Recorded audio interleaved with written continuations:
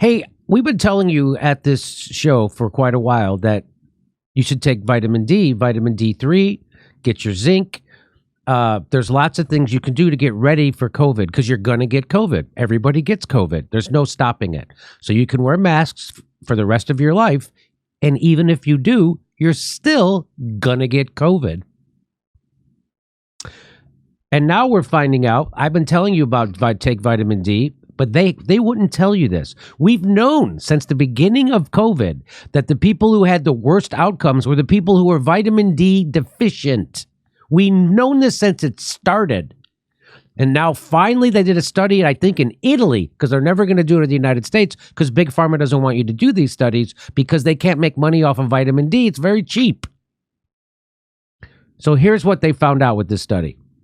They looked at quite a few papers originally, but they settled on 5 main randomized trials. And here's the results. As we've said, vitamin D administration, reduced risk of death 0.49. That's a 51% protection, isn't it?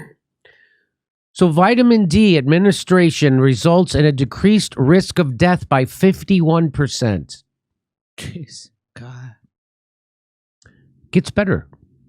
And against death and vitamin D administration resulted in a decreased risk of ICU admission 0.28. And as we said, that's a 72% protection. So if you took vitamin D administration, it resulted in a decreased risk of ICU, and that's intensive care, by 72%. Holy cow.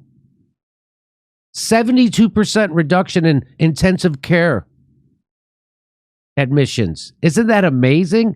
But they'll never tell you that. Fauci still will never tell you that. And I've been saying this for 2 years that he won't tell you about vitamin D. He won't tell you about the benefits of losing weight because 70% of all people hospitalized with COVID were obese or overweight. What they did was they told you that you couldn't go to a gym. They told you they locked down playgrounds and you couldn't even go surfing. All the stuff that you should have been doing. To keep you healthy. To keep you healthy. They told you the opposite. They were lying. They didn't get it wrong. These people are lying, okay? Why is this not being used? A protective role of vitamin D in ICU admission. The trial sequence analysis of the protective role of vitamin D in ICU admission showed that since the pooling of the studies reached the definitive sample size, so it's the definitive sample size was reached, the positive association is conclusive. Conclusive. This isn't a theory. This is conclusive. Conclusive, according to this paper. Carried out in Italy, not carried out in the States, not carried out in Europe, certainly not carried out in Canada, or Australia or New Zealand. We're getting left behind, folks. We're getting left behind. By the way, so they studied all these other studies. And they came out, so they didn't just do one study. That's why it's conclusive and the definitive, because they did a bunch of studies. They analyzed them. And where are all those other studies from? They're not from the United States. They're not from the UK. They're from all these places like Spain, Italy, all these other places. They're certainly not from Australia or New Zealand, Canada, or the United States or the UK. I wonder why that is. Would those be the governments most bought and paid for by Big Pharma? Here's the thing. Here's the trial. And here's the conclusion of the trial. The current evidence supports the benefits of vitamin D interventions in patients hospitalized with COVID-19 due to the protective effects by vitamin D against ICU admission and mortality. A meta-analysis per se does not allow us to state whether the results are truly positive or false positive. In addition, the inclusion of studies with large effect sizes and significant heterogeneity separate us from the truth. For this reason, a TSA is mandatory to verify the reliability of meta-analysis results. In conclusion, the positive results highlighted again and now validated by TSAs suggest that an indisputable association between vitamin D supplementation and the protective effect on ICU admission can be considered definitive evidence. Okay, back to me. So why aren't they telling, you're not going to hear this on the news tonight. Why doesn't Fauci say this every time he opens his mouth? And by the way, we've known this since the beginning of COVID. They just had to wait for another country to do a study on it. Why did the United States do these studies? Because they don't want to know what they knew was going to be the outcome. The outcome is that vitamin D definitely helps with COVID and should be used. And I'll leave it up to you to try to figure out why. I'll tell you why. Because Big Pharma is corrupting everything, and it has been since the beginning.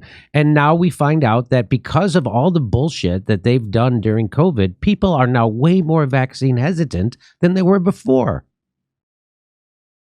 They don't trust the government. They trust them less. They trust our health officials even less. And you know what? They're right to not trust them because they've been lying.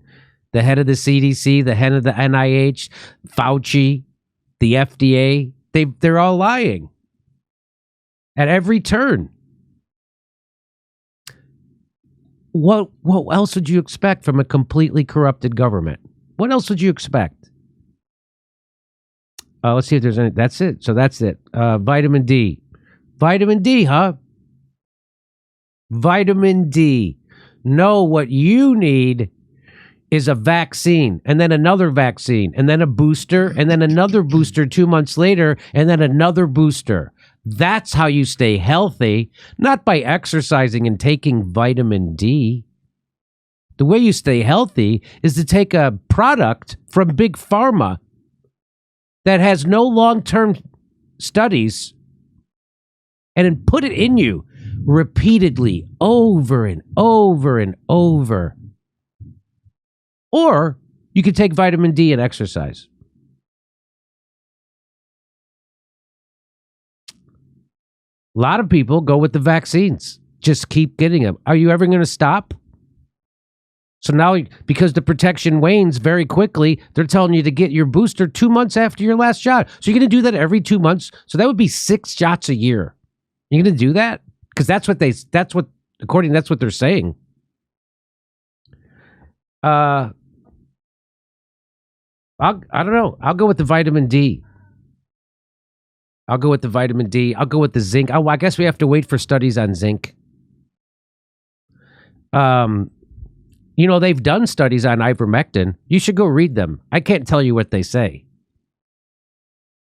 Because if I said, because ivermectin does not treat COVID, and if I said the opposite, they'd take my channel down. So I can't say that. I'm not saying that. But I would encourage you to go look at the 96 studies that they did on ivermectin. I would just encourage you to go look at them. Hey, we're doing live stand-up comedy in Los Angeles, Tempe, Arizona, Palm Springs, Milwaukee, Minneapolis, Nashville, Northampton, Massachusetts, and a lot more places. Go to jimmydore.com for a link for tickets and become a premium member while you're there. You get access to all of our stuff. See you then.